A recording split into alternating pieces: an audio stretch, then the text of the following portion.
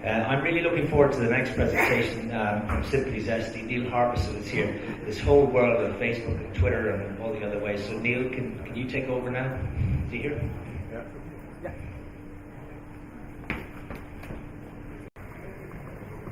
Where's your suit?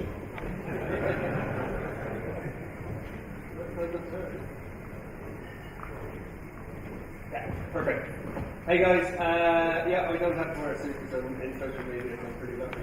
I just wanted to talk to you today. I think the reason why I'm here is because I actually started out as a chef for the first sort of 7 or 8 years of my career, and I worked here in Dublin and a few different places. So I'll talk very quickly about being a chef, and I just wanted to explain that I know all the pain points that you guys have in your businesses, having worked in plenty of pubs, etc. But recently, for the last 6 years, I set up a social media agency in 2009, and then we sold it last year, and we built that in 1,000 days, really, really quickly. So I like doing things really, really fast, and I think when I'm talking, I don't know anything about business, even though we've sold a business and stuff like that. I think everything that I learned was from working in the kitchen, because as you guys will know, if you've got 50 or 100 people sitting down to eat in a very short space of time, pretty stressful. So the first part of my career prepared me for the second part,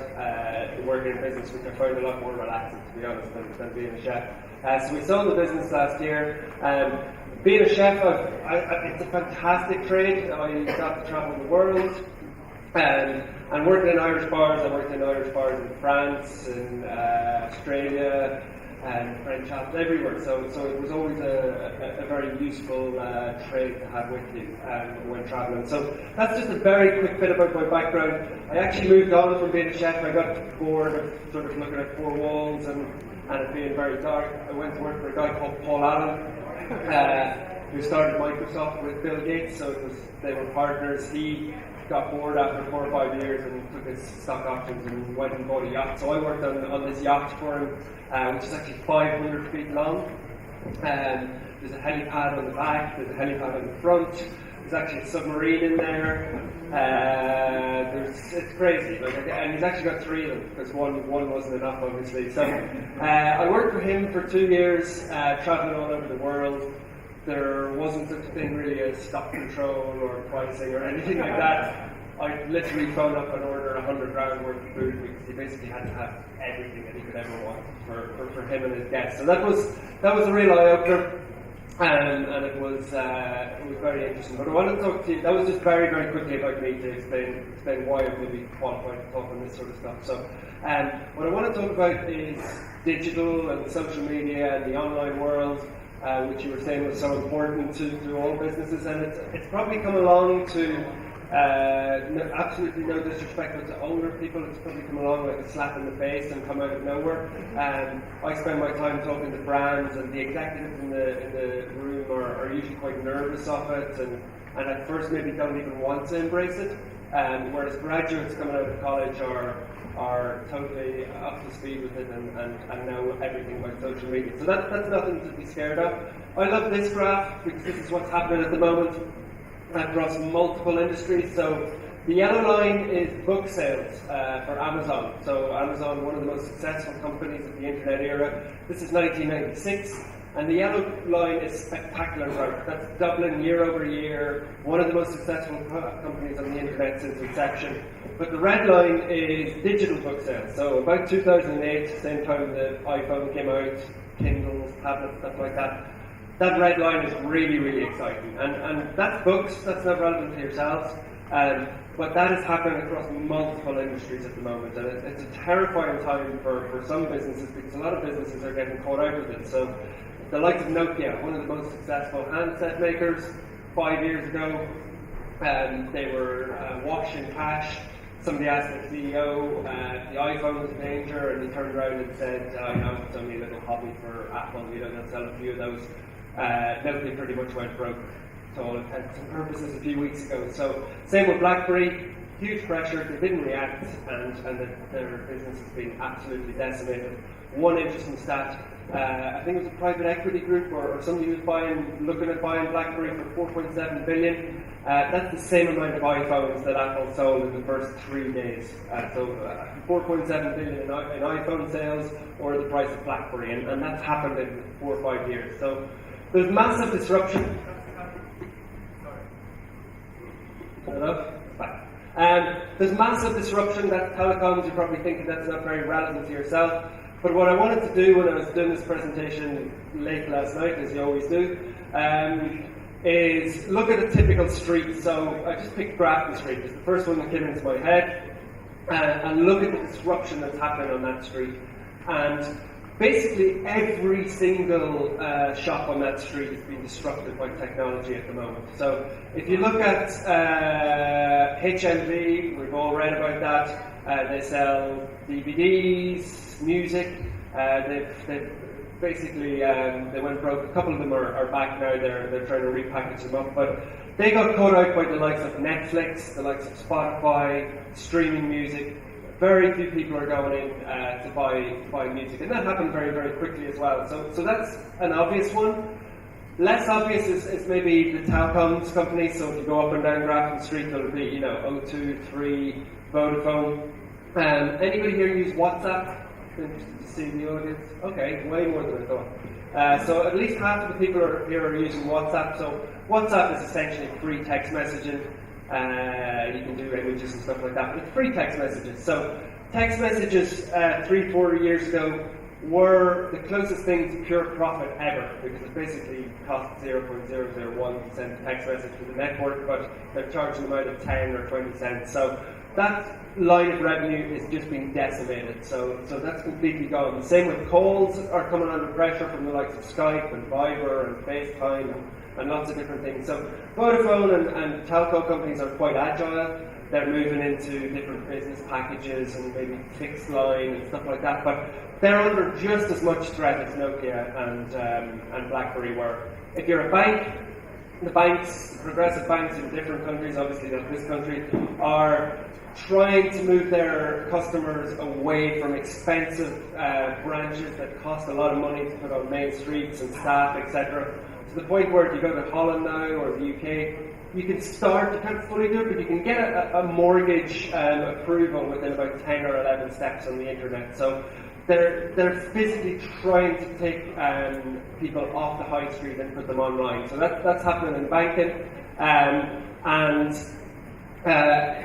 basically every shop, so I don't need to go into the sort of the online, the clothing shops, they're all moving online. Next day delivery is huge in the States at the moment. In California, they're even moving to same day delivery. So that's just a very quick snapshot of Grafton Street. Obviously, pubs and restaurants are a big part of that, but that entire high street is coming under huge attack at the moment, from bookshops to CDs, everything. So that's the landscape that we're operating in at the moment. Now I just wanted to look at the kind of your guys' things, and I put up a picture of Dennis O'Brien because I was trying to think of somebody who's into sales, and he's always says that he's essentially a salesman, and he's a famous Irish business person. And I think that all of you guys in this room, guys and girls, are salespeople. So it's very, very important to get out there and sell as much as possible. And I'm sure this has been touched upon. I kind of heard references to it this morning. I'm not an expert in the pub trade. There's plenty of people here who are, but I feel that in Ireland, certainly in the last 4 or 5 years, that we've lost that sort of level of service that we go in. Like when I go into bars, I work with drinks companies and stuff like that, and they're always saying how hard it is, but you have to start with the service and the first point of interaction with the customer. You walk into a bar, most bars in Ireland these days, and the barman will just be like, they barely even acknowledge you or offer you any sort of level of service. Whereas I was in New York recently, and really, really professional barman, serving up nice quality drinks, lots of nice interaction. The fourth drink he turned around and he's like, "You're actually Irish, here's one for yourself." And I left that bar feeling like I had an experience that I haven't had in Ireland for 6-7 years. I think we just got a little bit lazy. So I think the level of service is massively important. And when it comes to rating things. It's very interesting to hear you say that the cards just gets torn up if they're bad. I can totally understand that. Everything has moved online. So the way I think about it is, if we were here 5 years ago or 4 years ago, most of you would have been coming in with a hangover and you would have grabbed an Irish Times in reception, or you would have got one around the corner, or the Independent, or whatever it is, and you'd be sitting there reading your newspaper. Everybody is walking in with a smartphone now. So they're walking into your premises with smartphones, and the stuff that they can do on there, I don't even know why they call it a phone, it's a computer. So everybody's walking into your business for the first time with a computer. And the stuff that they can do on there is pretty scary and pretty incredible. So Yelp is a great example. It's not actually as big here as it is in the States. It's life or death in the States, nearly, in terms of reviews. It's that important. There are equivalents here, but the concept of a restaurant reviewer, or some sort of professional who turns up twice a year to your restaurant to evaluate you or give you stars, that's gone. Every single one of your customers at every single seating is a restaurant reviewer, because they've got an audience. They might only have 50 friends on social media, they might have 10,000, but they can influence their friends. And we all know that friends influence us massively. That's the one thing that we'll listen to the most. TripAdvisor is the same. I don't know if any of you saw, they just announced 50 jobs here in Ireland yesterday, so they're obviously becoming way more important. And what I saw with restaurants, the natural reaction when you see a bad review up there is to go up and say, oh, screw these guys, let's get that down, let's get our lawyers, let's do something to get it down. And that used to work in the old world. You could bring them in for a bottle of wine, or you could butter them up somehow. But when you've got hundreds and hundreds of people leaving reviews, the best way to do it is genuinely to have incredible service. So that's Yelp and TripAdvisor. Very interesting is, and you probably laugh, I think I do it, but it's a weird culture as you see people taking pictures of their food. So sometimes you think, and I think about it myself, and I just eat the second thing and stop taking pictures of it. But that's what people do. So there's 150 million people on Instagram alone, which is a social network for taking pictures of food and animals, pretty much. But that's basically, we're saying that a newspaper is not relevant anymore. This is the newspaper of today. So if people are coming along and looking at their phones at content, they're not flicking through to page 17 on a Thursday when the review's going to be there and they have to remember to go and get it and all that sort of stuff. It's instantly opening their phone and killing time looking at photos. But what happens then is, last week it was my birthday, so somebody took me to the Four Seasons for afternoon tea. Really nice treat, and I obviously took a picture of it, and that is like, you could not buy that if you're the Four Seasons. Me saying a nice positive thing, it's gone out to 1,000 people, 25 people have liked it. I guarantee you that at least 5 or 10 people have seen that, and that's registered in their head, and they're going to go along and have that lovely Four Seasons afternoon tea as well. Whereas they can put any amount of ads in newspapers or on TV or wherever it is, and people just know how to filter them out at this stage. So it's kind of called earned media, and it's very important. It's kind of hard to prompt, so you can't walk around, or even posters and stuff like that saying take pictures of our food. People are not going to do it. The only way to do it is have incredible food and have really good service, and hopefully your customers will just do it organically. And Facebook is starting to get really interesting. It's always dismissed as it's a little social network where people go in and look at pictures of babies and stuff like that, but it's way more powerful. So it's actually nearly becoming like the internet itself.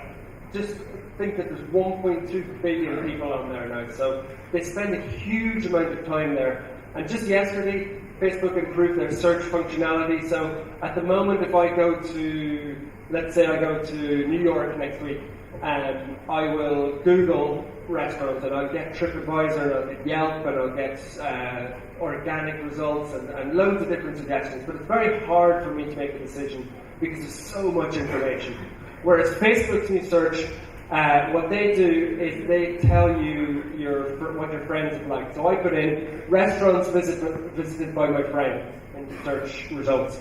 So that gives me a map of Dublin. There's all the restaurants. and it tells me which of my actual friends, not random people on TripAdvisor or random people on Yelp that I've never met, and they could be false or they could be fake. These are actually people, so that's two girls I used to work with, that's a guy I know, and if they're telling me that they've had sushi in Yamamori and that it's 4 stars and that it's just over there, I'm really, really going to trust them because they're my friends, and you tend to trust your friends. So Facebook search is becoming way, way more important, and it'll become even more important because there's 700 million people using it on their mobile phones.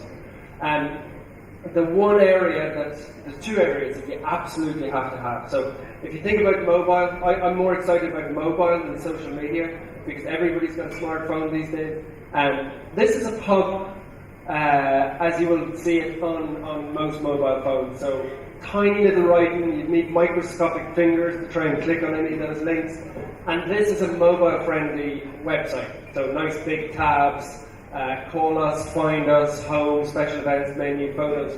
Just the really simple stuff that you actually want and that you need when you're trying to make that decision. So this is bad. If you've got this is good. To do this, I don't do this anymore since I've got into the last business, but you could get a mobile site for, I guess, a couple of grand. If you've got a chain or something like that, you could get it for maybe 5 grand. But if you think about where people are going to get their information, that's the number one thing I'd be looking at doing. It's very, very important. Free Wi-Fi. How many people here have the pub and have free Wi-Fi? So I'm delighted. It's taken so long, like 3-4 years. You can pretty much get free Wi-Fi all across Dublin. It's the single most important thing that you can have. It brings in so many customers. So I go to places and I'll spend, on a Saturday I'll be working and I'll spend 50 or 80 euros only because, well, obviously the place will be good service and it'll be a nice place, but my decision will be absolutely based on free Wi-Fi. So it's a small cost, get it in, add in some sort of data capture or something like that if you want to make it work a little bit harder for you. But that will get you more customers. You're at a disadvantage if you don't have free Wi-Fi. So if you don't have it, go and get it immediately would be my advice. This is way in the future, but I just thought I'd have a bit of fun, so it sort of scares people but gets them excited as well. So the last big inflection point that changed technology and affected your guys' industry was the iPhone. Okay, so there's lots of smartphones now, but it was the iPhone in late 2007. That's why we've had all this social media stuff and Yelp and all that sort of stuff, people reviewing on the go. The next big inflection point is happening at the moment. Now, this is Google Glass. I'm not saying that it's going to be Google Glass itself, but Google Glass is essentially, that's a little computer. This has got a camera in it. You can tap it to take pictures. You can record video. You don't even have to tap it. You can wink and it takes a picture, which is scary beyond belief. I think it's terrifying. But Google are prototyping these at the moment. They've got developers working on them to develop applications for them. This is going to be released certainly in the States next year. So if you think that you've got problems with customers coming in taking pictures, which is quite a laborious task on your phone, you're going to have a bigger problem if people are walking in with these recorded videos all around your premises, maybe taking a glance into the kitchen. These are coming, they're very real, and it's all called wearable computing. So you might have seen some of the stuff that you can wear on your wrists to measure how many steps you take. Next level of that is patches to track your blood sugar levels and stuff like that. So let's hope they're not wearing a patch when they're having one of those Monte Cristo sandwiches. But that's wearable computing, and even self-driving cars are coming. These have been passed drive on the streets of California. They've been tested very, very successfully. And the applications for this might seem far-fetched, but there's a big problem in this country with drink driving and people no longer going to pubs. So you might welcome something like a self-driving car to get people home. Some pubs are even, there's a pub in the States that have banned Google Glass. I think they were doing it more for publicity reasons. But this sort of technology is coming. You've got bigger problems to worry about in the short term, but it's just to be aware of what's coming. In terms of tech, very quickly, don't go and spend tons of cash. Like, I'm sure there's some really good software systems that you need in your pub, but we run our entire organisation on Google Docs, which is 50 euros per user per year. and that gives you access to absolutely everything you could ever need. The likes of Skype, video calling, etc. You can run your organisation. There's no need to be driving around the country having sales meetings and all that sort of stuff when you've got technology. Now, saying that, a handshake is very important, but technology is there. It's mostly free. Make it work for your business. And my suggestion, like, it's very hard for pubs. A lot of pubs have come to me and are like, how do we do social media and stuff like that? And it's easy for a big brand because they've got a team and they've got resources and they've got budgets to build their brand and all that sort of stuff. But if you're a small pub or you're a couple of pubs, it's tricky. Genuinely, all you need is a laptop and a graduate. Graduates are very clued in. They know about social media. They've grown up with it. None of us have really grown up with it. They know nothing else. They don't read. They've never had a newspaper in their hands. They've grown up with a mobile in their hands. So get somebody in there. You're going to have to give them a bit of a framework and a little bit of training about your brand and that sort of stuff. But work with somebody young like that on getting your social media plan in place, and it'll be very successful. In terms of social media, it's just telling a story. That's all it is. There's lots of platforms, Facebook, Instagram, all these sort of things, but social media is really just about telling a story. And you need to be able to tell the story of your brand, be it a heritage brand, be it a whiskey that's just starting out, or whatever it is. You really need to tell your story, and luckily you've got the tools there to do it. So in our business at the moment, I've just started a new startup which I invested in and I'm helping to grow.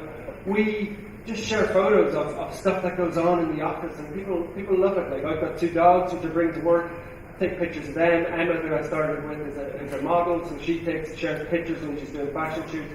And people buy into your brand then. You're creating something. The old days used to just blast a logo out at them on TV or radio or magazines. You just really need to tell a story as much as possible. That's the new business, which I'm doing at the moment, which helps people get PR. Traditional media is in big trouble. I hope there's nobody here who sells advertising. I wouldn't necessarily be buying traditional media advertising. It just doesn't work, like you were saying. People know how to skim over it. TV, they know how to get past the ads. But if you can get editorial, and we use PR a lot, that's still very, very useful. It helps you tell your story. It's harder to get. You can't just walk in and drop a check down, but it really does work.